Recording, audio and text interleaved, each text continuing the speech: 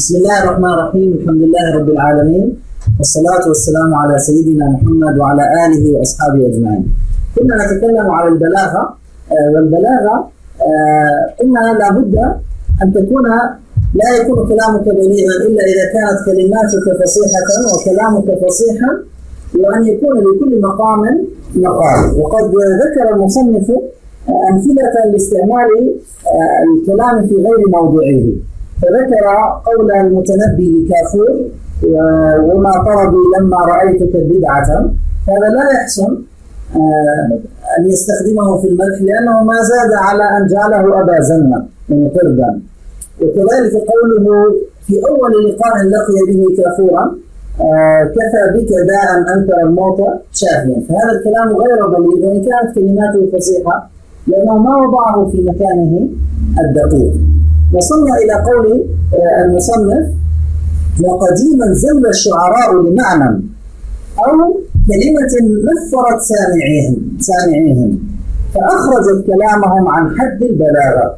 فقد حكوا أن أبا النجم هذا من الرجاز المشهورين، قال هو الفضل بن قدامة، وهو من رجال الإسلام والفقول المتقدمين في الطبقة الأولى منهم.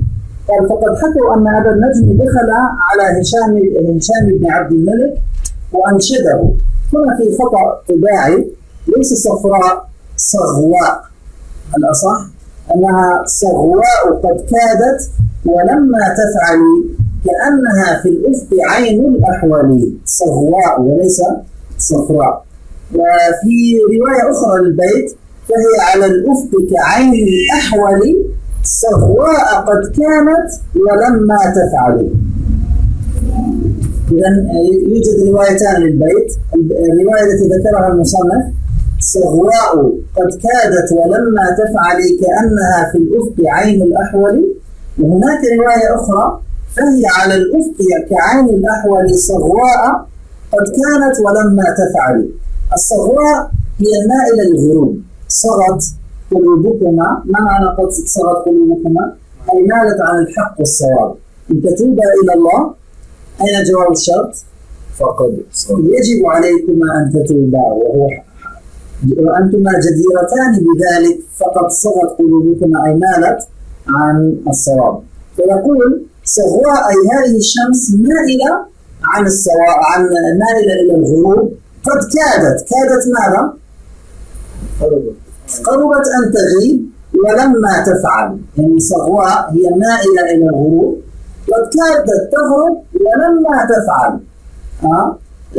قد كادت كأنها في الأفق. لما وصل هو أبو النجم هنا تذكر أن هشاما كان أحول، فتوقف وارتج عليه. فهشام كان طربا في إنشاده، فقال: أجز أكمل. فقال: كأنها في الأفق عين الأحول. هذه الكلمة كانت الصاعقة، فغضب هشام جدا. قالوا: فوجع رقبته، يعني ضرب رقبته بشدة، وأمر بطرده من الرصافة في البلد. فتدخل كبار أهل البلد فأبقوه فيها، فما أحد كان يطعمه ولا يسقيه إلا اثنين. كان يأكل في الصباح عند واحد وفي المساء عند واحد، وينام في المساجد، وبقي حاله سيئا حتى دعاه هشام مرة ثانية. فكلمة كم أثرت على هذا الإنسان، غيرت حياته لأنه وضعها في غير موضعها. قال: وكان الصغواء قد كادت ولما تفعل كأنها في الأفق عين الأحول. وكان هشام أحول فأمر بحبسه. ومدح جرير عبد الملك بن مروان بقصيدة مطلعها: أتصحو أم فؤادك غير صاحب. فاستنكر عبد الملك هذا الابتداء وقال: بل فؤادك أنت.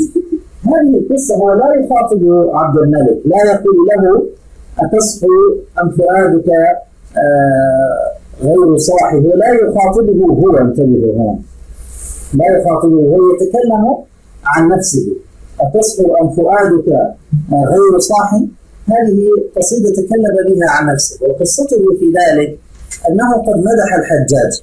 جرير قد مدح الحجاج، فالحجاج قال: أنا هذا مدح كبير لا أستطيع أن أجزيك عليه. فكتب له رسالة حتى يدخل على عبد الملك. فعبد الملك كان لا يحبه لأنه كان يمدح الحجاج ولا يمدحه، فقدموه وقال هذا خادم الأمير خليفة المسلمين، فقال بل هذا مادح الحجاج لا أريده. فجاء الأخطل النصراني وأنشده ففرح وأكرمه، فعابوه قالوا يعني أنت تكرم هذا النصراني وتترك هذا. المهم بقي يومين ثلاثة حتى أراد الشعراء أن ينصرفوا، فقدموه مرة ثانية فقال هذه القصيدة التي في أولها أتصفو أم فؤادك غير صاحب. طبعا هو إيش تكملة هذا البيت؟ ولا يخاطب الخليفة بذلك، ويخاطب نفسه. الشعراء يجردون من أنفسهم إنسانا يخاطبونه. تذكرون في البردة إيش في بداية البردة؟ أن تذكر جيران بذي سلم مزجت، ويخاطب نفسه. دمعا جرى من مقلة بدم أم هبت الريح من تلقاء كاظمة وأومض البرق في الظلماء من إضم. فهو يخاطب نفسه، فهو يقول لنفسه أتصحو أم فؤادك غير صاحي عشية هم صحبك بالرواحل. يعني كيف تبقى أنت وصحبك يريدون أن يذهبوا إلى هذا الخليفة؟ تقول العاذلات علاك شيب هذا الشيب يمنعني مراحل. العاذلات التي يظنه يقول له علاك شيب، فكيف تسير هذا المسير البعيد؟ فيقول لها شيبي يمنعني من الرواحل. الخليفة كان غاضبا عنه، كلما يقول بيتا يرد عليه. هذا يقول أتصحو أم فؤادك غير صاحب، فيقول له بل فؤادك أنت. أصلا ما خاطبه بس هو من غضبه عليه، إلى أن وصل قوله ألستم خير من ركب المطايا وأندى العالمين بطون راحل. لما وصل إلى هذا البيت كان متكئا وجلس، قال بلى نحن كذلك. وهذا قالوا أمدح بيت في أبيات العرب، ألستم خير من ركب المطايا وأندى العالمين بطون راحل. ففرح جدا وأجزل له العطاء وأعطاه 100 ناقة يعني بأدواتها ورعاتها الذين يرعون الإبل، برعاتها الذين يرعونها. فإذا لاحظوا طبعا هذا الابتداء أيضا، وإن كان يخاطب نفسه لا يحسن أن يقول أمام الخليفة أتصحو أم فؤادك غير صاحب.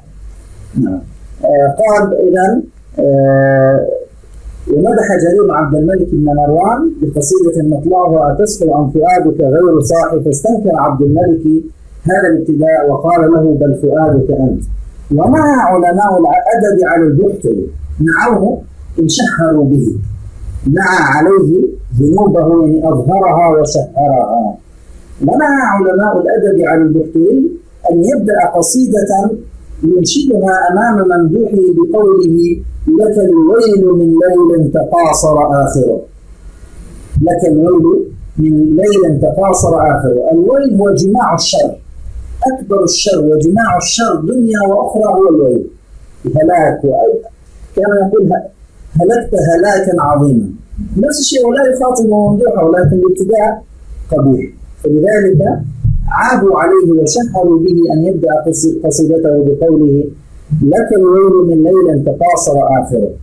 كل هذا ليس من البلاغة، لأنها البلاغة لكل مقام مقال، وضع الكلمة في مكانها أو الكلام في مكانه، وهو لم يفعله.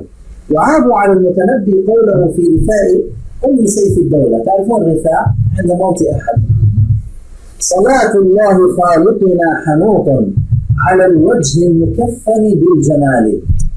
فهو الآن يريد أن يقول الحنوط، تعرفون ما يوضع على الميت، طيب يخلط للميت، فيقول بدل أن نضع الطيب على وجه أم الخليفة فصلاة الله صلاة الله صلاة الله خالقنا حنوطا. يعني هو يدعو لها أن يكون بدل حنوط صلاة الله تعمها وتعم وجهها وتغمرها.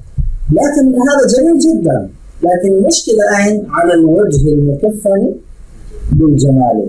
يعني الآن مناسب أن تمدحها أنها جميلة، تمدح هذه العجوز أنها جميلة، ورثاء وصف يعني وصف بالعرس، يعني في العرس تقول هي امرأة جميلة أو في نحو ذلك، أما عند الموت لا يحسن أن يقال على الوجه المكفن بالجمال. ثم أنت إذا مدحت قلت رجل أمك جميلة أو زوجتك جميلة، هذا قبيح جدا.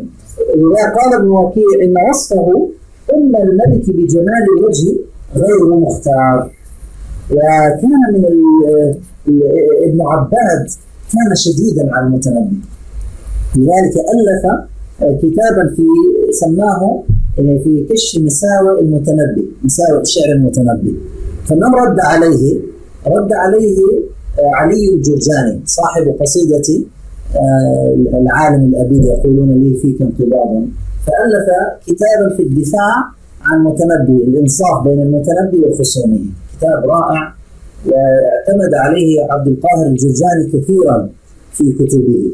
فماذا قال؟ طبعا صاحب ابن عباد كان شديدا على المتنبي، يقول وقد قال لي بعض من يغلو فيه. من الذي كان يغلو في المتنبي ويحبه؟ ابن جني.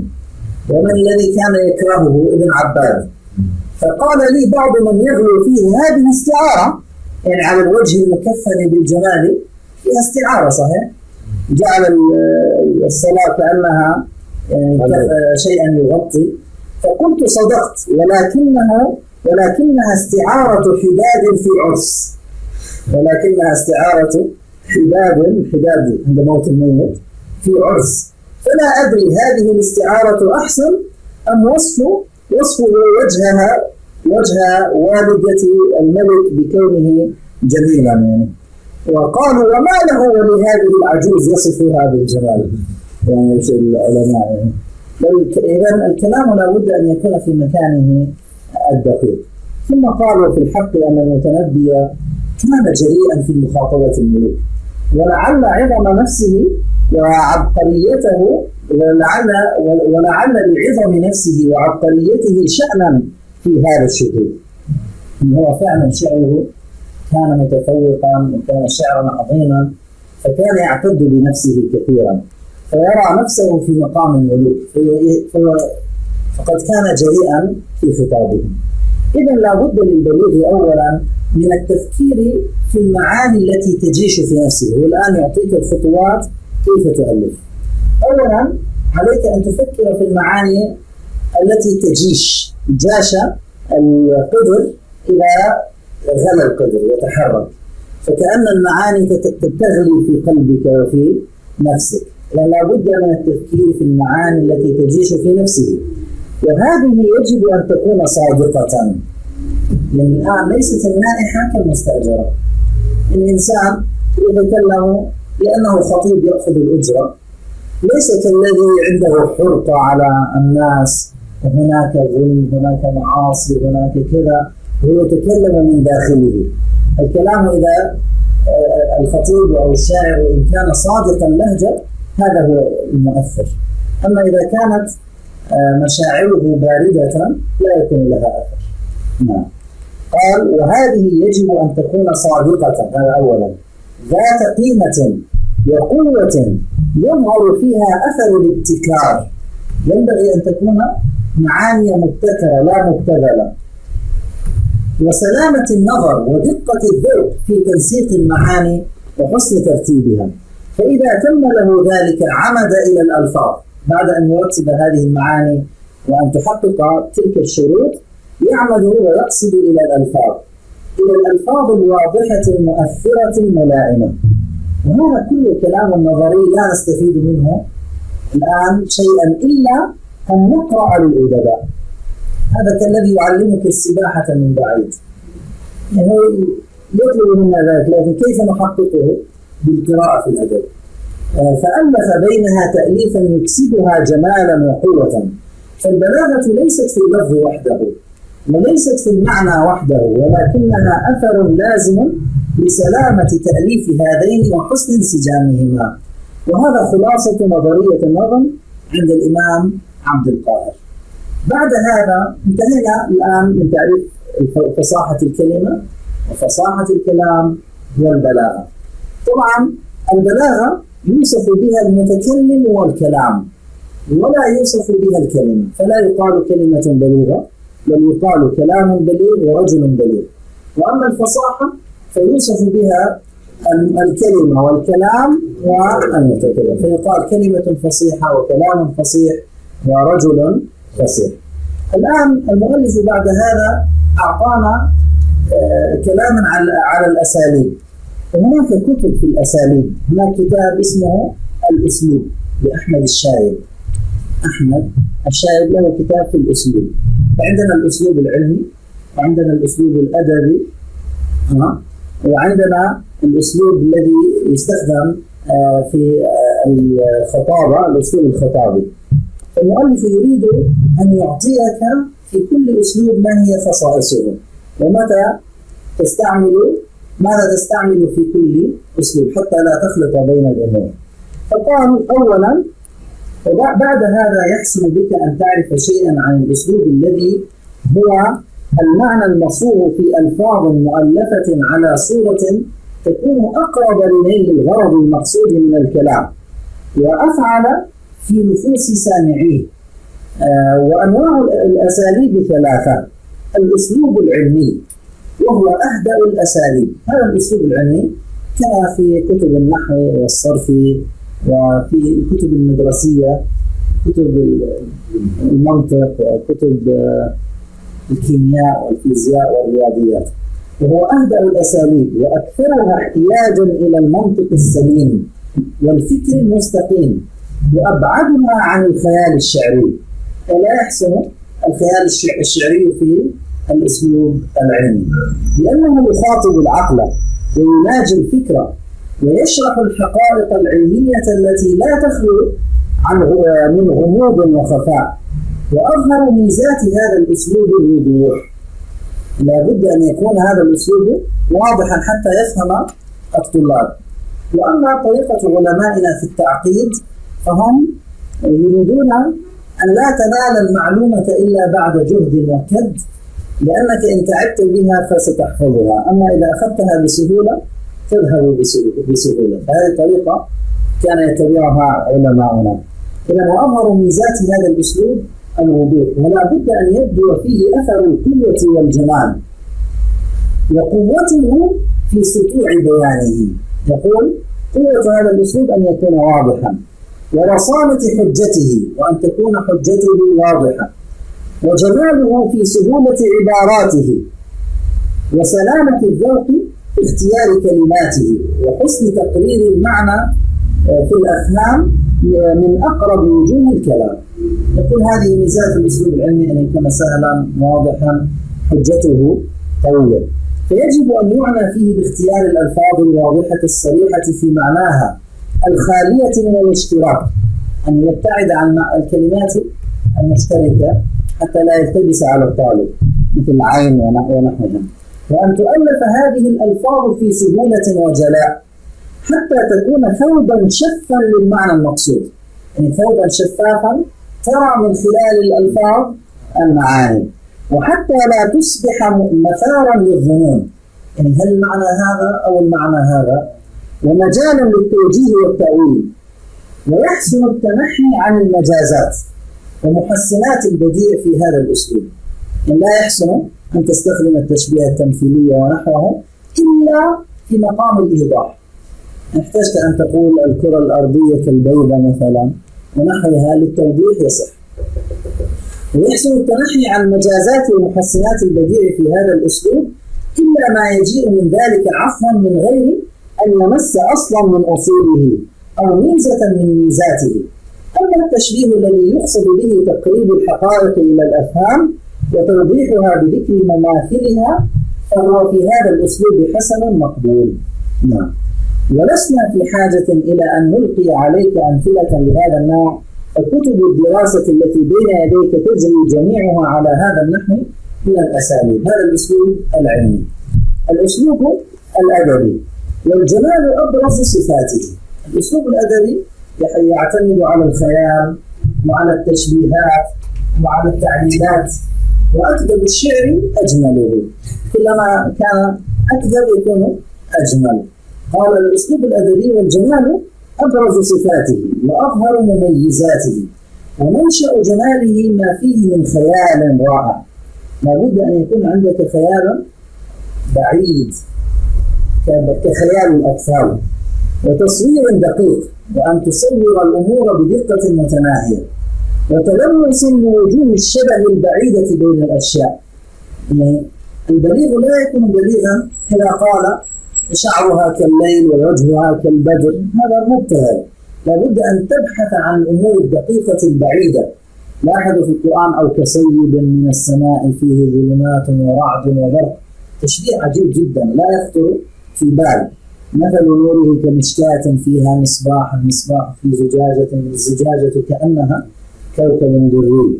فلذلك يقول ومنشأ جماله ما فيه من خيال رائع وتصوير دقيق وتلمس لوجوه الشبه البعيدة بين الأشياء وإلباس المعنوي ثوب الحسي. لابد المعنوي لا يفهم بدقة، فإذا صورته في صورة محسوس يفهم. لذلك الله يقول نحن نقول الشرك خطير، لا يفهم حق الفهم. لكن ومن يشرك بالله فكأنما خر من السماء فتخطفه الطير أو تهوي به الريح في مكان سحيق.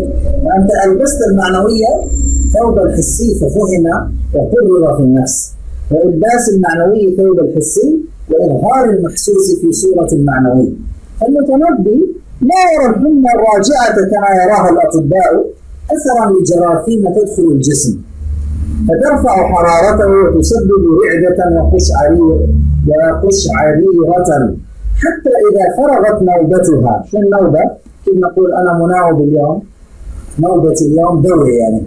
فالحرارة نوبتها مثلا 5 ساعات ثم تذهب، ثم تأتي 5 ساعات ثم تذهب. فالنوبة يعني الفرصة، نوبة الأمر، نزول الأمر وفرصته. حتى إذا فرغت نوبتها تصبب الجسم عرقا. هذا فهم العلماء أو الأطباء. أما الأديب لا يراها كذلك، يراها في صورة مختلفة، ولكنه يصورها كما تراها في الأبيات الآتية. هذا من الوافر. ما مفتاح الوافر؟ وهذا من أجمل البحور.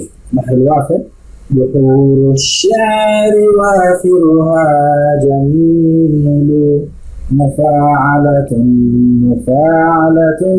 فعول، سلام الله يا مطر عليها وليس عليك يا مطر السلام. ونقرأ الأبيات: وزائرتي كأن بها حياء فليس تزور إلا في الظلام، بذلت لها المطارف والحشايا فعافتها وباتت في عظامي، يضيق الجلد عن نفسي وعنها فتوسعه بأنواع السقام، كأن الصبح يطردها فتجري مدامعها ب4 سجام، أراقب وقتها من غير شوق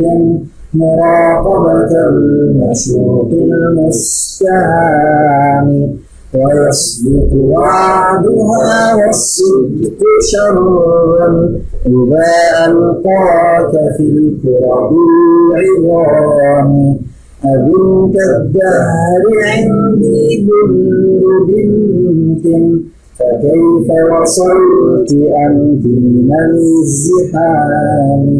يقول زائرتي ليست واو رب كما قال المصنف في الأسفل، بل كما قال واحدي هذه زائرتي، هذه الواو ليست واو رب. يقول هذه الحمى سماها زائرتي في استعارات، كأن بها حياء، لا تستحي أن تزور في النهار. متى تأتي الحمى؟ في الليل فقط. وزائرتي كأن بها حياء فليس تزور إلا في الظلام، تستحي أن تأتي في النهار. بذلت لها المطارف والحشايا. المطارف يعني قالوا جمع مطرف كمكرم، وهو الثوب الذي في طرفه يضعون في طرفه علم ونحوه معلم يعني. قال بذلت لها، هو الذي في طرفه علامة ونحوها. والحشايا جمع حشية، وهي ما حشي من الفراش يعني. فيقول قلت لها هذا ثوبي خذيه اجلسي فيه، هذه الثياب المحشية الفراش المحشي اجلسي فيه. بذلت لها المطارف والحشايا فعافتها، قالت أنا لا أريد، قالت لا أريد إلا عظامك، فعافتها وباتت في عظامي، لم ترد أن تجلس لا في ثوب ولا على الفراش، على في عظامي. يضيق الجلد عن نفسي وعنها فتوسعه بأنواع السقام. دخلت في الداخل فجلدي لا يسعني ويسعها، فماذا تفعل؟ تنزل به أنواع السقام حتى يذوب اللحم ويصير لها وسع هناك، يعني هي لا يسعها، فماذا تفعل؟ توسعه بأنواع السقام حتى تذيب جسمي حتى تستطيع أن تدخل أكثر. أراقب وقتها، قال كأن الصبح يطردها، هي في الفجر تذهب عند الصباح، كأن الصبح يطردها، فلما يطردها الصبح تبكي على فراقي، فلذلك ينزل مني العرق في الصباح. عند الحمى في الصباح الإنسان يخرج منه عرق. قال تعرفون هذا العرق ما سببه؟ لأن الصبح طردها فهي بكت، فلذلك هذا العرق ينزل منه. كأن الصبح يطردها فتجري مدامعها بأربعة سجام، يعني من الجهات الأربعة. كان الإنسان يبكي من هنا، فدموعها تنزل من الموق واللحاظ بأربعة سجام، فتنزل تبكي، الدمع يجري جريا، السجام يعني الجارية. ويصدق أراقب وقتها، قال أنا صرت أعرف متى تأتي، هي تأتي في الظلام، فأنا أنتظر قدومها، أراقب وقتها من غير شوق، لكن لا تظنوني أني أشتاق إليها.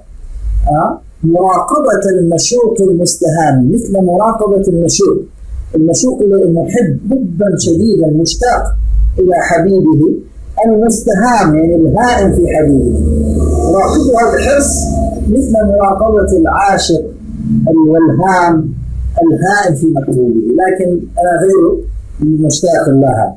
ويصدق وعدها، هي لا تخلف الميعاد، تأتي في الموعد، كل يوم تأتي في الموعد. ويصدق وعدها، والصدق شر، لكن هذا صدق شر لا يريده.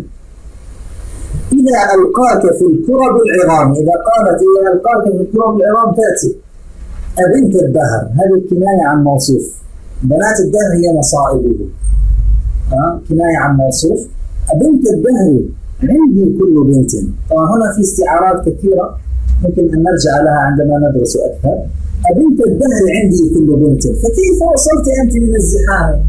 قال يا بنت الدهر يا مصيبة، عندي ملايين المصائب مزدحمة، كيف استطعت أن تصلي إلي؟ يعني عندي مصائب كثيرة جدا، فكيف اخترقت هذه المصائب واستطعت أن تصلي؟ انظروا كيف يرى الأديب الأمور. لو عرضتها على طبيب يقول هذا غباء وليس هذا هو السبب الحقيقي. نعم. والغيوم لا يراها ابن الخياط كما يراها بخارا متراكما. ابن الخياط شاعر من دمشق طاف بالبلاد يمتدح الناس وعظمت شهرته، كما يراها العالم بخارا متراكما يحول إلى أو يتحول إلى ماء إذا صادف في الجو طبقة باردة. يعني عادة ولا يقولون يتبخر البخار ثم يتحول إلى ماء عندما يصادف طبقة باردة في الجو، هكذا يقول العلماء. لكن الأدباء لا يرون هذا كما يراه العلماء. هذا من البحر المتقارب. عن المتقارب قال الخليل فعول فعول فعول فعول، كأن الغيوم جيوش تسير من العدل في كل أرض صلاحا. إذا قاتل النحل، هذه النحلة من مصر، إذا قاتل النحل فيها الغمام بصوب الرهان أجاد الكفاح يقرطس بالطيب فيه السهام ويشرع بالوضع فيه الرماح وسل عليه سيوف البروق فأسخن بالضرب فيه الجراحات راء سمم تثني عليه فتعجب منهن خرسا فصاحا. لاحظ كيف الشاعر يختار البحر المناسب.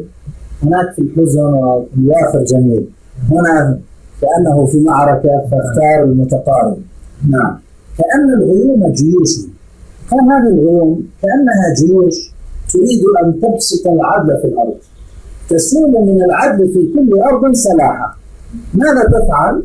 إذا قاتل المحل فيها الغمام. الغمام يقاتل المحل. ما هو المحل؟ القحط. الأرض تكون قحطا ليس فيها نبات، فماذا يفعل السحاب؟ يقاتل الغمام المحل بصلب الرهام أجاد الكفاح. الرهام جمع رهمة وهي المطر الضعيف الدائم. فيقول لك إذا الصلب يعني المطر الرهام إذا قاتل المحل يحسن المقاتلة. يقرطس بالطل فيها السهام. القرطاس اللي ترمي عليه السهم، الهدف الذي يرمي عليه السهم، فهو يقرطس فيها بالطل. ايش الطل؟ المطر الخفيف. شبهه بماذا؟ بالسهام. ترى المطر الخفيف كأنه خط خفيف، فشبهه بالسهام يرميه على المحل. المحل عدوه، فماذا يفعل؟ يرمي عليه الطل الذي يشبه السهام. يقرطس بالطل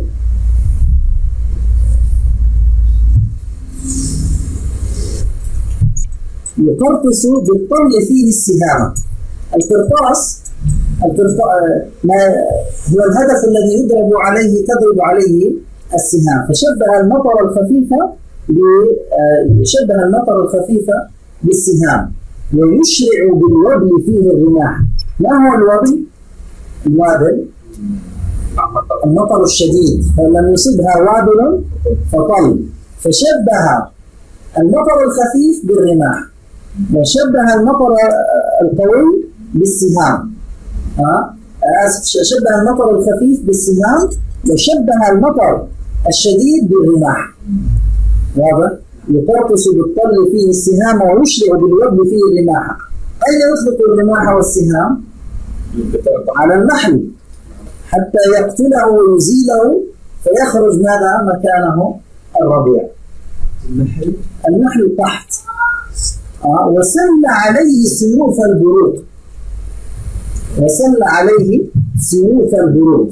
نعيدها في البداية. هذه الغيوم تريد أن تنشر العدل في الأرض، فإذا رأت القحط والمحل والأرض المجدبة يطلق عليها الرماح الخفيفة وهي الطل، والسهام الخفيفة وهي الطل، ويطلق عليها الرماح القوية وهي الوبل. وسل عليه سيوف البروق. البرق الذي يخرج شبهه بماذا؟ بالسيف، فهو سل السيف. فأفخم بالضرب فيه الجراحة. فكأن البرق سيف يفخم الجراحة في المحل. ترى ألسن النور تثني عليه. فلما تخرج الأزهار، هذه الأزهار تضحك وكأنها تمدح هذا المطر وتثني عليه، فتعجب منهن خرسا فصاحا. يعني النور لا يتكلم، هو أخرس ومع ذلك هو فصيح، لأن لسان الحال فيه يتكلم. وقد يتظاهر الأديب بإنكار أسباب حقائق العلم.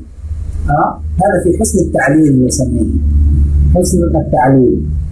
يعلل مات فلان فنزل المطر، فيقول لك تعرف لماذا نزل المطر؟ يقول لك نعم لأنه مات فلان، فهو يبكي عليه. هذا نسميه حسن التعليل.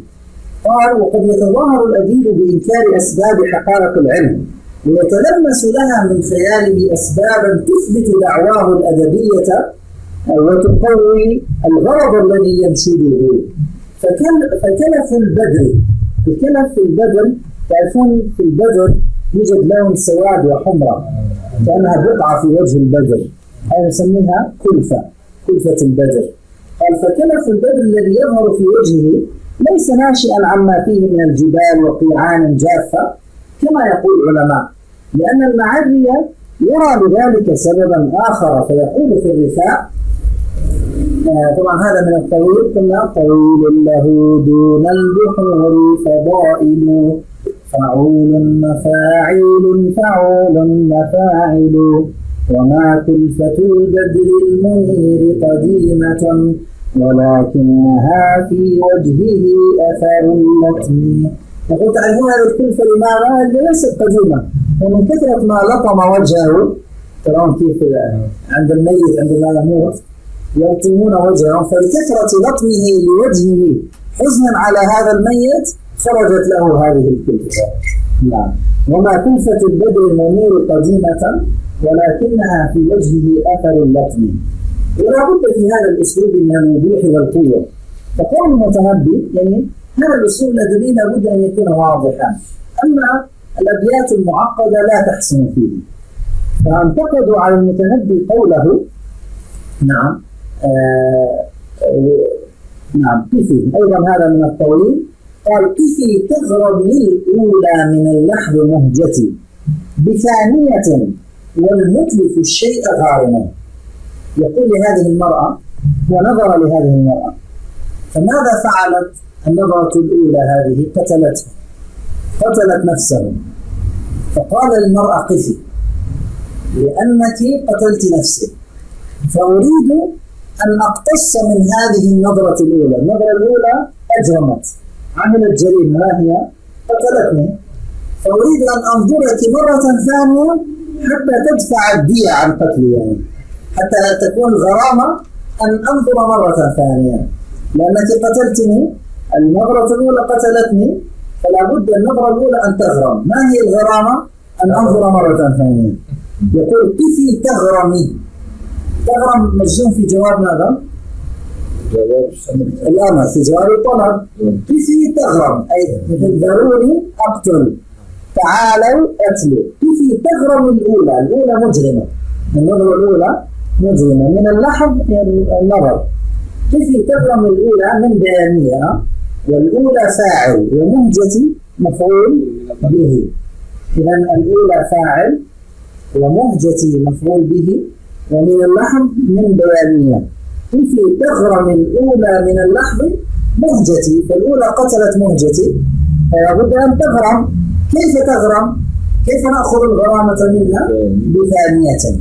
ثم أتى بواو حال عام مستأنفة، والمتلف الشيء غارمه، هذه نسميها واو تذييلية أو واو حال عام، أنا أسميها العلماء واو استئنافية، إن كان قاعدة كلية والمتلف الشيء غارمه.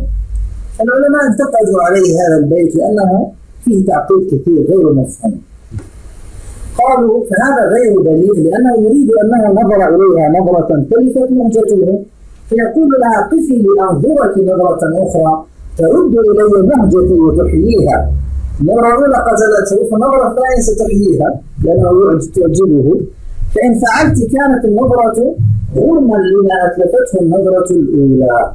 فانظر قال كيف عانينا طويلا في شرح هذا الكلام الموجز الذي سبب ما فيه من حذف وسوء تأليف شدة خفائه وبعده عن الأذهان، مع أن معناه جميل بديع وفكرته مؤيدة بالدليل.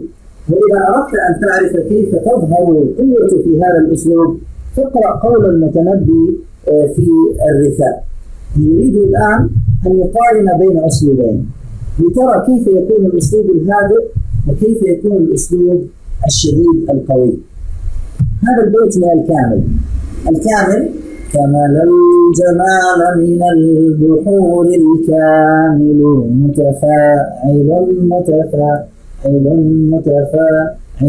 قال السماء كئيبة وتجهم قلت ابتسم يكفي تجهم في السماء. يقول نقرأ معا ما كنت آمل قبل نعشك أن أرى مرة ثانية ما كنت آمل قبل نعشك أن أرى رضوى على أيدي الرجال يسير. نعم، لاحظ هذا الأسلوب. الآن أعطانا أسلوبا، ثم في قول ابن المعتز من البحر السريع: قد ذهب الناس ومات الكمال وصاح صرف الدهر أين الرجال، هذا أبو العباس في نعشه، قوموا انظروا كيف تسير الجبال. أيهما أقوى؟ الأسلوب الأول فيه هدوء، الأسلوب الثاني فيه قوة وشدة. يقول قد ذهب الناس ومات الكمال، هذا الميت، وصاح صرف الدهر. ما معنى صرف الدهر؟ أين يائبه؟ صاح صرف الدهر أين الرجال؟ بموته ذهب الرجال. هذا أبو العباس في نعشه، قوموا انظروا كيف تسير الجبال. كيف تسير الجبال؟ يعني كأنهم هم يحملونه هو جبل يسير، بخلاف قول المتنبي: ما كنت آمل قبل نعشك أن أرى رضوى. رضوى اسم جبل في المدينة، فهو شبهه بجبل يسير. كلاهما شبهه بجبل يسير، لكن الأسلوب الثاني أشد من الأسلوب الأول. في المقرأ قال: تجد أن الأسلوب الأول هادئ مطمئن، وأن الثاني شديد المرة. المرة القوة في الخلق، ذو مرة فاستوى. شديد المرة عظيم القوة، وربما كانت نهاية قوته في قوله: وصاح صرف الدهر أين الرجال. ثم في قوله: قوموا انظروا كيف تسير الجبال. وجملة القول، يعني خلاصة القول، أن هذا الأسلوب وهو الأسلوب الأدبي يجب أن يكون جميلا رائعا بديع الخيال، ثم واضحا قويا. ويظن الناشئون في صناعة الأدب أنه كلما كثر المجاز وكثرت التشبيهات والأخيلة في هذا الأسلوب زاد حسنه. نعم، كثير من الطلاب يقول لك: هناك الشعراء فعلوا لزوم ما لا يلزم. لزوم ما لا يلزم ممكن أن يقرأ البيت بالعكس، أو يلتزم فيه أن يأتي بكل كلمة عكس الكلمة الأخرى، وهناك جناس وطباق. هذا كله المتكلف لا عند الأدباء لا قيمة له، بل الجناسات والطباقات التي تأتي سليقة وسجية بأن يسابق اللفظ المعنى والمعنى اللفظ. هنا البلاغة، لا تدري هل هو قصد المعنى أو اللفظ. انظروا القرآن تجد الإبداع في اللفظ والمعنى وفي النغمة. الرحمن علم القرآن إلى آخر السورة، إبداعات في التشبيهات والتصويرات واللفظ والمعنى.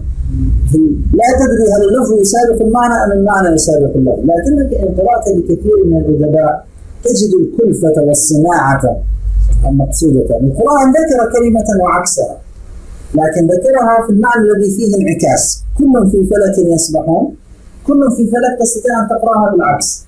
كل في فلك، كل في فلك، لأن الفلك يدور ويرجع إلى موضعه، فمناسب أن تقرأ بالعكس. كذلك ربك فكبر تستطيع أن تقرأ بالعكس، كأن الله يقول لك كرر الذكر واستمر، كلما انتهيت ابدأ. فجاء بلزوم هنا القراءة العكسية لأنه يناسب المعنى، وهكذا. فيقول لك هنا: وجملة القول ويظن الناشئون في صناعة الأدب أنه كلما كثر المجاز وكثرت التشبيهات والأخيلة في هذا الأسلوب زاد حسنه، وهذا خطأ بين. نعم، فإنه لا يذهب بجمال هذا الأسلوب أكثر من التكلف، ولا يفسد شر من تعمد الصناعة. أنت لما ترى إنسانا يتكلف في كلامه ويتنطع لا ترتاح له. تريد الذي يتكلم عن بهدوء ويتكلم يأتي الكلام سجية، صادق اللهجة، المعنى يسابق اللفظ واللفظ يسابق المعنى. هذا الذي يدخل في القلب حقيقة. أما التنطع والتكلف هذا لا يحبه الطبع ويمجه. لذلك قالوا: أنا من المتكلفين. نعم. قال: ولا يفسده شر من تعمد الصناعة، ونعتقد أنه لا يعجبك قول الشاعر. أنا حقيقة أن هذا يعجبني، وأراها تشبيهات جميلة وإن كثرت. هذا من البحر البسيط. البحر البسيط جميل جدا، إن البسيط لديه يبسط الأمل مستفعل فاعل مستفعل فاعل عليه البردة من تذكر جيران به سلام ما زجت دام عن جرام مقلة بدم نقرأ معا فأمطرت لؤلؤا من نرجس نرجس وساقت وردا وعضت على العناب بالبرد.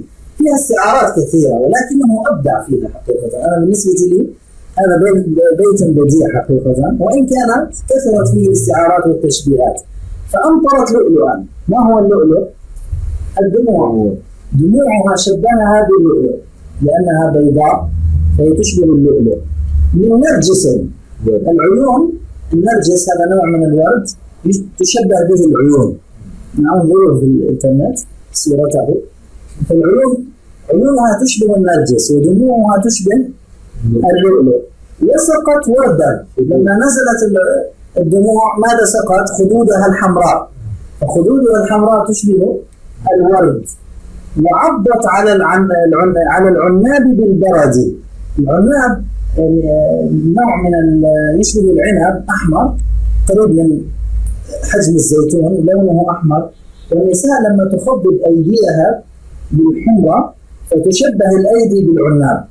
فلما عضت أيديها بأسنانها فعضت على العناب بالبرد، فأسنانها تشبه البرد يشبه الجلد الثلج، وأصابعها تشبه ماذا؟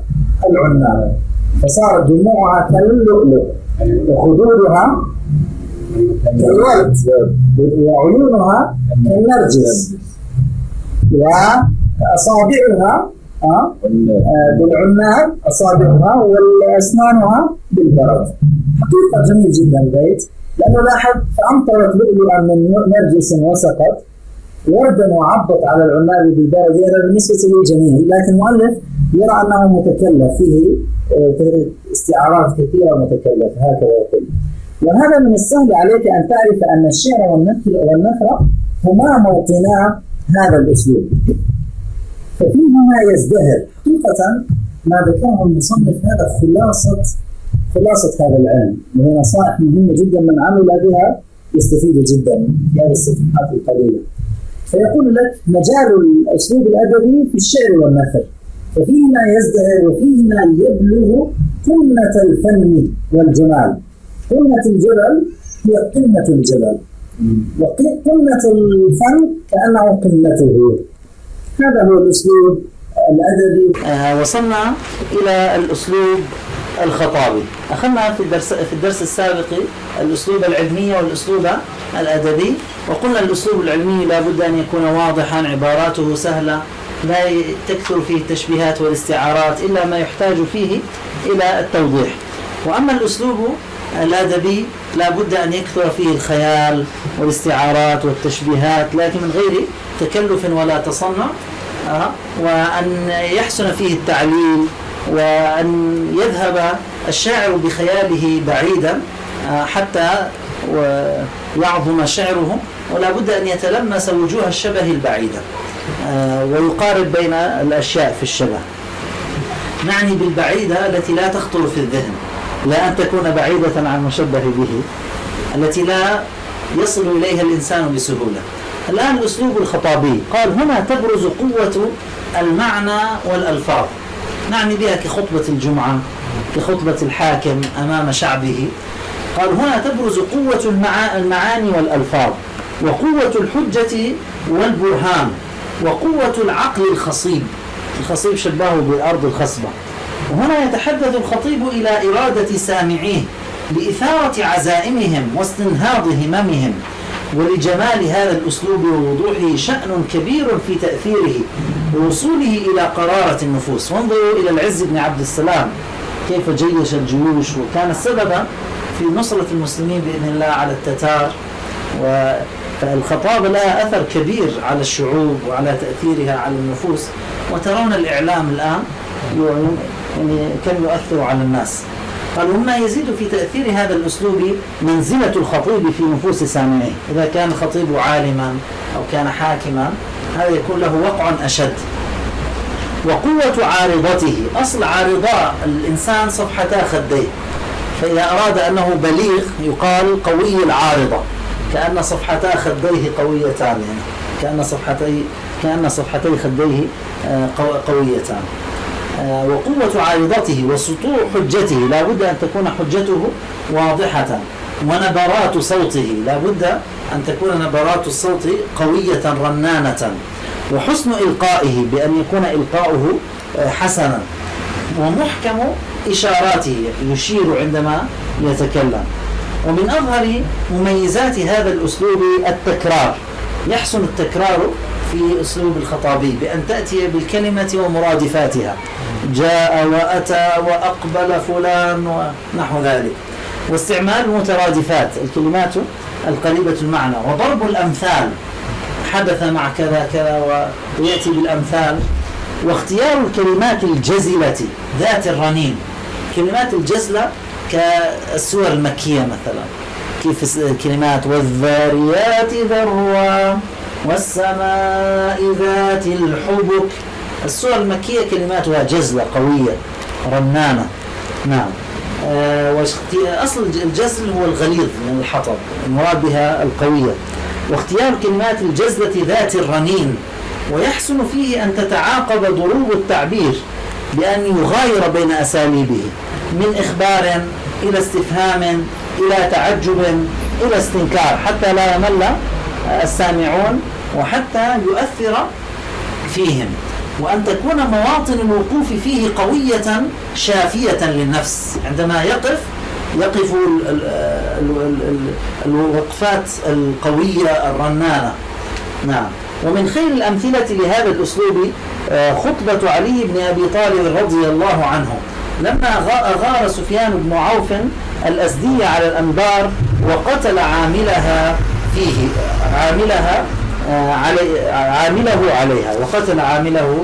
عليها، فقال رضي الله عنه: هذا أخو غامد قد بلغت خيله الأنبار وقتلت حسان البكري وأزال خيلكم عن مسالحها وقتل منكم رجالا صالحين، وقد بلغني أن الرجل منهم كان يدخل على المرأة المسلمة والأخرى المعاهدة فينزع حجلها وقلبها ورعاثها ثم انصرفوا وافرين، ما نال رجلا منهم كلم ولا أريق لهم دم، فلو أن رجلا مسلما مات من بعد هذا أسفا ما كان به ملوما، بل كان عندي جديرا، فواعجبا من جد هؤلاء في باطلهم وفشلكم عن حقكم، فقبحا لكم كيف صرتم غرضا يرمى،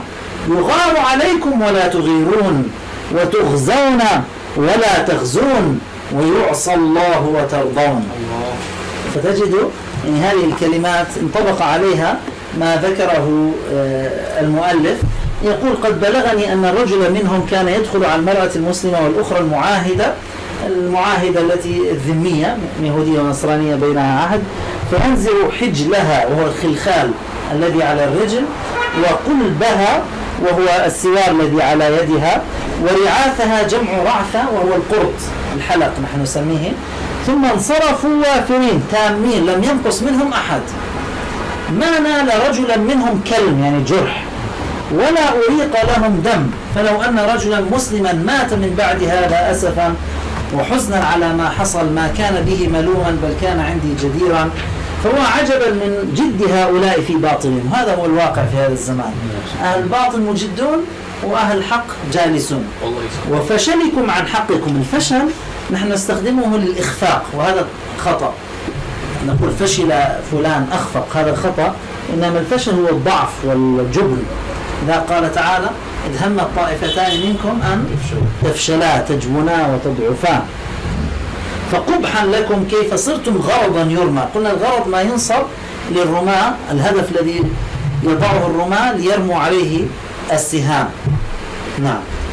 كيف صرتم غرضا يرمى، يغار عليكم ولا تغيرون، وتغزون ولا تغزون، ويعصى الله وترضون. فانظر كيف تدرج سيدنا علي بن أبي طالب رضي الله عنه في إثارة شعور سامعيه حتى وصل إلى القمة، فإنه أخبرهم بغزو الأنبار أولا ثم بقتل عامله، وأن ذلك لم يكف سفيان بن عوف فأغمد سيوفه في نحور كثير من رجالهم وأهليهم، ثم توجه في الفقرة الثانية إلى مكان الحمية فيهم ومثار العزيمة والنخوة من نفس هذا عربي احذفها مسلم، هو اللي يتكلم مع المسلمين لا يتكلم مع العرب، من نفس كل مسلم كريم ألا وهو المرأة، فإن الإسلام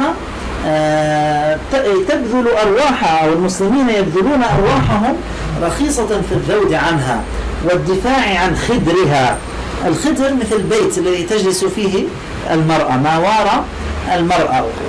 ونعم، فقال إنه مستباح حماها وانصرفوا آمنين. وفي الفقرة الثالثة أظهر الدهش والحيرة من تمسك أعدائه بالباطل ومناصرته وفشل قومه عن الحق وخذلانه، يقال خذله ترك نصرته. ثم بلغ الغيظ منه مبلغه فعيرهم بالجبن والخور، وهذا مثال من أمثلة الأسلوب الخطابي نكتفي به في هذه العجالة، ونرجو أن نكون قد وفقنا إلى بيان أسرار البلاغة في الكلام وأنواع أساليبه، حتى يكون الطالب خبيرا بأفانين القول ومواطن استعمالها وشرائط تأديتها، والله الموفق. هذا العصر حقيقة كانوا يتملون ويأخذون الشيء الكثير من الأدب ويكثرون قراءة الأدب. وعندي كتاب كان مقررا عندهم في مدارسهم من 5 أجزاء، كان يعطى للصف الابتدائي والثانوي والإعدادي، فيه الشعر لكل مرحلة وكل تاريخ من تاريخ الإسلام. وحقيقة في بعض ما كتب في هذا أنكم ماذا تستفيدون من النحو والصرف والبلاغة إذا لم تكتبوا نثرا أو تقولوا شعرا أو تقولوا خطبة تؤثرون بها على الناس. يعني يقول هذا النحو الذي لا يكون معه قوة في الكلام وفي الإلقاء وفي الكتابة وفي كتابة الشعر لا فائدة منه. نعم هناك فائدة لفهم القرآن وفهم نصوص العلماء، لكن يوجد فائدة أخرى لإيصال العلم الذي عندك إلى الناس. فمهم جدا أن يكون مع النحو الأدب، حقيقة مهم جدا، وأن تحفظ بعض النصوص حتى يكون للإنسان خزينة كبيرة. الآن بعد ما هذه المقدمة التي أخذناها بدأ المصنف بعلم البيان. عادة الكتب الكبيرة تبدأ بعلم المعاني، لكن العلماء أفردوا علم البيان بكتب ككتاب تحفة الإخوان وكتاب السمرقندية والرسالة البيانية للصبان لصعوبة علم البيان والخلافات الكثيرة بين العلماء فيه. فالمصنف يبدو أنه أراد أن يجمل البلاغة في عين الطالب، فبدأ بهذا العلم لأنه أجمل من علم المعاني، لأن فيه علم البيان يتكلم على التشبيهات والاستعارات والكنايات والمجاز المرسل والمجاز العقلي، وفيها لطافة وجمال. بدأ أولا قال بالتشبيه. علم البيان التشبيه أركانه. التشبيه أركانه 4: مشبه ومشبه به وأداة التشبيه ووجه الشبه. وركناه اللذان لا يجوز حذفهما هما المشبه والمشبه به، لكن نعني بالحذف هو الحذف التام. أما إذا حذفنا مع ملاحظة المحذوف هذا جائز، كقوله تعالى صم بكم عمي، أي هم صم. هنا لا يعتبر أنه غير موجود، المحذوف لعلة كالموجود. لكن إذا قلنا جاء أسد هذا لا يكون تشبيها بل هو استعارة. فإذا التشبيه لا يكون تشبيها إلا إذا وجد المشبه والمشبه به، إما لفظا أو تقديرا. أما إذا حذف المشبه أو المشبه به فهو استعارة. نأخذ مثالا لكل حالة. فإذا قلنا يخرجهم من الظلمات إلى النور، هل حذف المشبه أم المشبه به هنا؟ حذف المشبه، شبه الإسلام بالنور وشبه الكفر بالظلمات، فهذه نسميها استعارة، نسميها استعارة تصريحية. إذا المنية أنشبت أظفارها ألفيت كل تميمة لا تنفع، المنية أنشبت أظفارها. شبهنا المنية بماذا؟ بالأسد أو السبع. ماذا حذفنا هنا؟ المشبه به. فهذا لا يسمى تشبيها بل يسمى استعارة. أما أداة التشبيه ووجه الشبه فإذا حذف أو ذكر هذا لا يؤثر على كونه تشبيها، يبقى تشبيها. فالمصنف في البداية أراد أن يعلمنا أركان التشبيه، قال المعري، نعم هذا من الخفيف: يا خفيفا خفت به الحركات فاعلات مستفعيل فاعلات. يا خفيفا خفت به الحركات فاعلات مستفعيل فاعلات. أنت كالشمس في الضياء وإن جاوزت كيوانا في علو المكان. نعم، يقول أنت كالشمس في الضياء. أنت كالشمس في الضياء. أين المشبه وأين المشبه به وأين أداة التشبيه ووجه الشبه؟ أنت عندنا مشبه، والمشبه به الشمس، وأداة التشبيه الكاف. والضياء ليس في الضياء، الضياء هو وجه الشبه، وجه الشبه. وإن جاوزت كيوانا في علو المكان. قال كيوان هو زحل. قديما كان أبعد الكواكب السيارة بالنسبة للأرض في ذلك الوقت حسب ما اكتشفوا في ذلك الوقت. فإذا قالوا جاوزت كيوان كانوا يقولون أبعد المجموعة الشمسية يعني. فيقول أنت كالشمس في الضياء، لكن أنت أبعد من الشمس، أنت أبعد من كيوان الذي هو أبعد الكواكب السيارة عن الشمس يعني. نعم. وقال آخر أيضا من الخفيف: أنت كالليث في الشجاعة والإقدام والسيف في قراع الخطوب. أين المشبه هنا؟ أنت مشبه، المشبه به الليث، أداة التشبيه الكاف. وجه الشبه الشجاعة والإقدام. هنا وجه الشبه في المثال الأول مفرد، وجه الشبه في المثال الثاني يسمى متعددا. عندنا وجه الشبه له ثلاث حالات: مفرد، متعدد، مركب. منزل منزلة المفرد. مفرد، متعدد، مركب ينزل منزلة المفرد. فإذا قلنا زيد كالأسد، هذا شيخ معاذ مفرد. زيد كالأسد في الشجاعة والإقدام، هذا متعدد. لكن هل هناك علاقة بين الشجاعة والإقدام؟ هل يعطيان صورة كاملة؟ يعطيان صورة كاملة؟ لا. لكن إذا قلنا كأن مثار النقع فوق رؤوسنا وأسيافنا ليل تهاوى كواكبه، ما هو وجه الشبه هنا؟ مركب لكنه منزل منزلة المفرد، أعطانا صورة واحدة. ما هو وجه الشبه هنا؟ صورة شيء أسود في داخله أشياء بيضاء متحركة. نأخذ مثالا أسهل: النجم، الهلال في السماء كنون من فضة على صفحة زرقاء. حرف نون من فضة. الهلال في السماء كحرف نون من فضة على صفحة زرقاء. ما هو وجه الشبه بين الحالتين؟ شيء ماذا؟ شيء أزرق في وسطه شيء مقوس أبيض، أو شيء أبيض مقوس في وسط شيء أزرق. هذا مركب لكنه يعطينا صورة كاملة. هذا نسميه مركبا منزلا منزلة المفرد. فهنا المصنف أعطانا المتعدد، أعطانا مثالا لوجه الشبه المتعدد. هل يوجد تشبيه آخر في البيت؟ في الشطر الثاني بالضبط. أين المشبه؟ هل هو موجود أم محذوف هنا؟ محذوف ولكن ملاحظ هنا. أنت كذلك. لما قال والواو كأنها أعادت أنت. تمام. فكأنه قال أنت، فلا تعتبر هنا المشبه محذوفا، اعتبره كالموجود لأن الواو تشير إليه. فأين المشبه هنا؟ أنت. أين المشبه به؟ السيف. وأين وجه الشبه؟ قراع الخطوب. فإذا أنت كالليث في الشجاعة والإقدام، وأنت كالسيف في تحملك وفي مقارعة الخطوب أي مصارعة الشدائد. هذا مركب. نعم. قراءة الخطوب. لا، قراءة الخطوب هذا نسميه مفرد مقيد. ايش معنى الليث؟ الليث والأسد.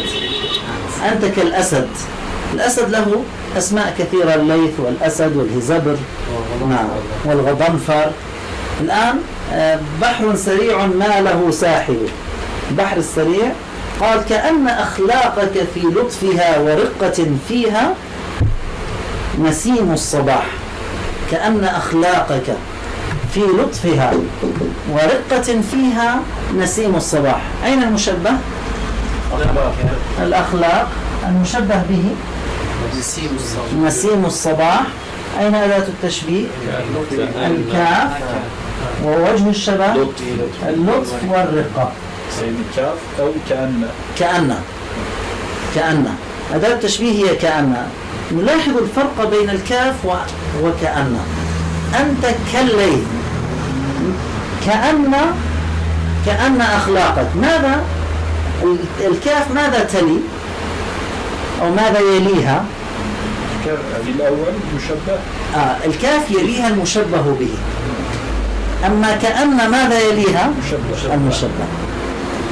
الكاف في الأغلب يليها المشبه به. أنت كالأسد. أما كأن يليها المشبه. هذا أولا. كأن ماذا تختلف عن الكاف؟ من جهتين. هي تفيد التشبيه المؤكد. إذا واحد يشك فيما تقول كأن زيدا أسد، هو يشك، تؤكد له كأن أكيد كلامي صحيح، من المؤكد أن كلامي صحيح. وأيضا تفيد قوة المشابهة. كأن زيدا أسد تفيد قوة مشابهة زيد للأسد. لذلك استخدمت في القرآن كأن في التشبيهات الغريبة. كأنهم جراد منتشر، كأنهم أعجاز نخل خاوية، كأنهم أعجاز نخل منقعر. أيضا علينا أن نلاحظ أن الكاف ليس دائما تدخل على المشبه به. في التشبيه التمثيلي الذي ذكرناه الكاف لا تدخل على المشبه به، بل تدخل على أول الرسمة. تعرفون بعض الفنانين يرسم لك الرسمة أمامك، هكذا يفعل القرآن. إذا أراد أن يشبه يقول مثل الحياة الدنيا كماء. هل الدنيا كماء؟ لا، هي بداية الرسمة. الآن سيرسم لك المشهد أمامك. كماء أنزلناه من السماء فاختلط به نبات الأرض فأصبح هشيما تذروه الرياح. فالدنيا كماذا؟ ليست كالماء، هي كالنبات الأخضر الذي ينمو بسرعة ثم لا يلبث أن يزول. فالكاف إذا تدخل على المشبه به إلا في التشبيه التمثيلي، فلا تدخل على المشبه به. نعم. إذا انتهينا من هذا البيت. نأخذ البيت الذي بعده من مجزوء البسيط. مجزوء البسيط يعني هو البسيط لكن حذف منه أجزاء. إن البسيط لديه يبسط الأمل مستفعل فاعل مستفعل فاعل كأنما الماء في صفاء وقد جرى ذائب اللجين. نفس البسيط لكن جزء أخذ منه بعض الأجزاء فيسمونه مجزوء البسيط. أين المشبه هنا؟ أين المشبه؟ الماء ومشبه به ذائب اللجين، لكن لم يشبهه الماء مطلقا. الماء في صفاء. الماء في صفاء. نعم. ليس وجه الشبه؟ لا، الآن كأنما الماء في صفاء وقد جرى ذائب اللجين. كأنما الماء في صفاء وقد جرى ذائب اللجين. هنا نعم، كأنما الماء ذائب اللجين في صفاء كما قال هو وجه الشبه. الماء مشبه، ذائب اللجين مشبه به، في صفاء هو وجه الشبه. ما الفرق بين كأن وكأنما؟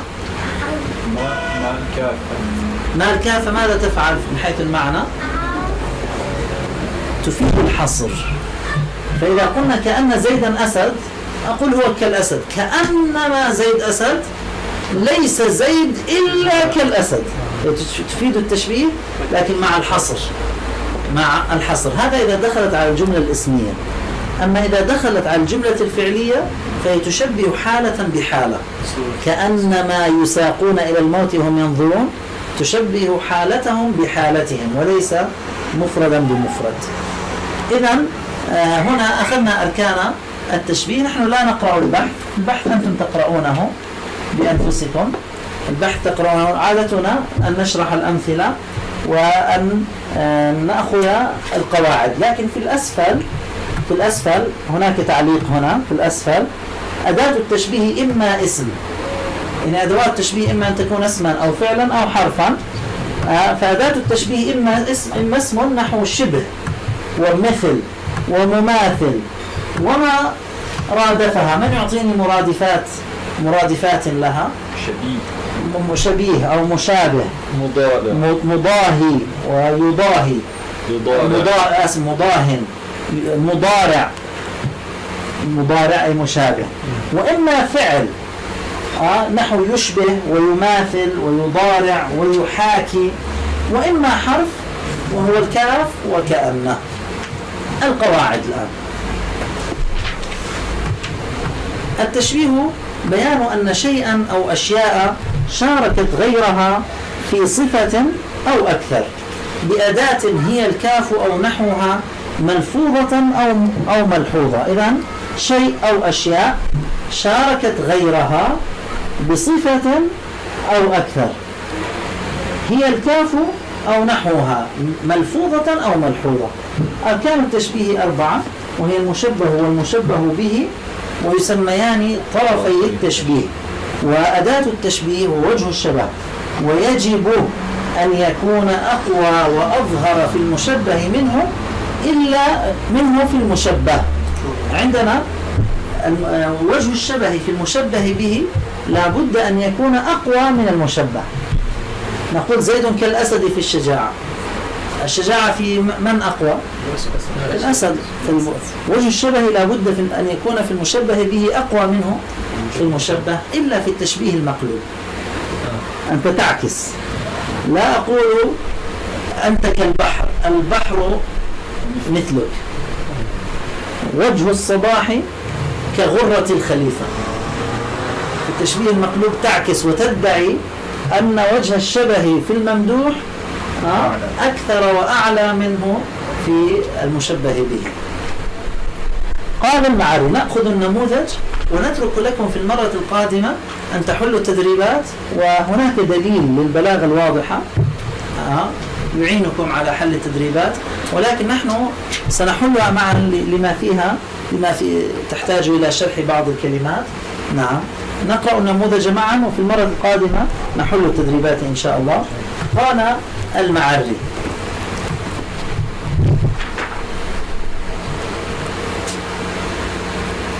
من الخفيف: يا خفيفا خفت به الحركات فاعلات مستفعل فاعلات، رب ليل كأنه الصبح في الحسن وإن كان أسود الطيلسان. طيلسان هذا الذي على يغطى به الرأس، يعني قالوا الطيلسان بفتح كساء واسع يلبسه الخواص من العلماء كالشيخ عبد الرحمن، وهو من لباس العجم، جمعه طيالس وطيالسة. قال في المعجم الوسيط: يلبس على الكتف أو يحيط بالبدن. نعم، خال من الخياطة، وهو الشال بالمصرية. الشال بالمصرية يدور على لابسه، لكن أوسع قليلا. توسع شيخ عبد الرحمن. نعم. قال: رب ليل كأنه الصبح، رب ليل كأنه الصبح في الحسن وإن كان أسود الطيلسان. أين المشبه هنا؟ الليل. لا، ليس رب لا تدخل. المشبه اسم لا بد أن يكون اسما، فالمشبه هو الليل. كأنه الصبح، أين المشبه به؟ الصبح. وأين أداة التشبيه؟ كأن. طبعا نحن ليل هنا البعض العلماء لا يقول الليل، يقول الضمير الذي يعود لليل، وهذا أدق. الضمير الذي يعود لليل، المشبه هو الضمير الذي يعود لليل، كأنه نقول الليل يعني، والمشبه به هو الصبح، وجه الشبه الحسن. نعم. وأداة التشبيه هي كأن. لكن عليكم أن تنتبهوا أن وجه الشبه لا يكون نعتا، لا يعتبر النعت وجه الشبه. فلو قلت زيد الشجاع كالأسد لا يعتبر أنني ذكرت وجه الشبه. وجه الشبه لا بد أن يكون على صورة المجرور بفي أو منصوبا على التمييز أو الحال. زيد كالأسد في الشجاعة أو شجاعة. عرفتم؟ أما النعت في أحد الطرفين لا يعتبر وجه الشبه. لذلك سنأخذ في الدرس الثاني ما وقع فيه المصنف من الاضطراب في حل الأسئلة في هذه النقطة. نعم. فهنا قال رب ليل كأنه الصبح في الحسن وإن كان أسود الطيلسان. ما معنى البيت؟ يقول الليل قد يكون أجمل كأنه الصبح في الجمال وإن كان يلبس طيلسان أسود. نعم. كان شيخنا يقول يعني نحن نرى رجالا سودا لكن وجههم منير كالبدر. رأى شيخنا واحد يعني في مكة هكذا يلمع وجهه فجاء وقبله في رأسه من جماله. فليس الجمال ببياض البشرة. كان معنا واحد من إفريقيا في اليمن واحد أبيض وهو أسود من إفريقيا، فيقول للأبيض يعني قال للأسود، الأبيض قال للأسود أنت في النار. قال لماذا؟ قال لأن الله يقول فأما الذين اسودت وجوههم ففي النار. قال لا بالعكس، لأن الله قال أما الذين اسودت وجوههم يعني كانت وجوههم بيضاء فاسودت. الأبيض يقول باب الدعاء. قال وسهيل كوجنة الحب في اللون وقلب المحب في الخفقان. هذا سهيل كوكب لونه يضرب إلى الحمرة وفيه اهتزاز. أنت عندما تراه يعني يضيء كأنه يضيء وينطفئ يضيء وينطفئ، فله حركة نبض ولونه أحمر. فيقول وسهيل كوجنة الحب. إيش الوجنة؟ ما ارتفع من الخدين، هذه وجنة الحب. يقول سهيل في حمرته مثل ماذا؟ وجنة المحب. هنا البلاغة تأتي. من يخطر على بالي عندما يرى سهيلا هذا لا ينقاد إلا لأديب. الحب المحبوب الحبيب يعني. يقول سهيل في حمرته كوجنة حبيبتي وقلب المحب في الخفقان. الإنسان النجار إذا دخل بيتا إلى ماذا ينظر؟ الأبواب الخشب ونحو ذلك. الحداد إذا دخل يرى الحدادة. والمحب إذا نظر إلى أي شيء يرى حبه وحبيبته ومحبوبه. فإذا رأى سهيلا ينبض يقول هذا قلب المحب، وإذا رأى حمرته يقول هذا وجنة الحب. يرى كل شيء. هذا سهيل كوجنة الحب في اللون. لا نعود لكلام الشيخ إسحاق. إذا سهيل مشبه، وجنة الحب مشبه به. أين وجه الشبه؟ في اللون. هذا التشبيه الأول. التشبيه الثاني أين المشبه؟ سهيل المفهوم من الواو، والمشبه به قلب المحب ووجه الشبه والخفقان. وصيغة فعلان تدل على الاضطراب والحركة. ومنه الحيوان، الحياة الآخرة كأنها هي الحياة الحقيقية، وأما حياتنا موت، حياة ضعيفة. هنا الشيخ آيكوت يلاحظ أنه من التشبيه المقلوب ما قال وجنة الحب كسهيل، بل سهيل كوجنة الحب. لكن بعض العلماء اشترط للتشبيه المقلوب أن تقصد المبالغة.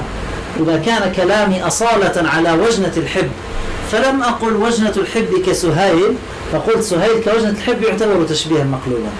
أما إذا أردت تشبيها لم أرد المبالغة فقلت سهيل كوجنة الحب ابتداء، فهذا لا يكون من تشبيه مقلوب.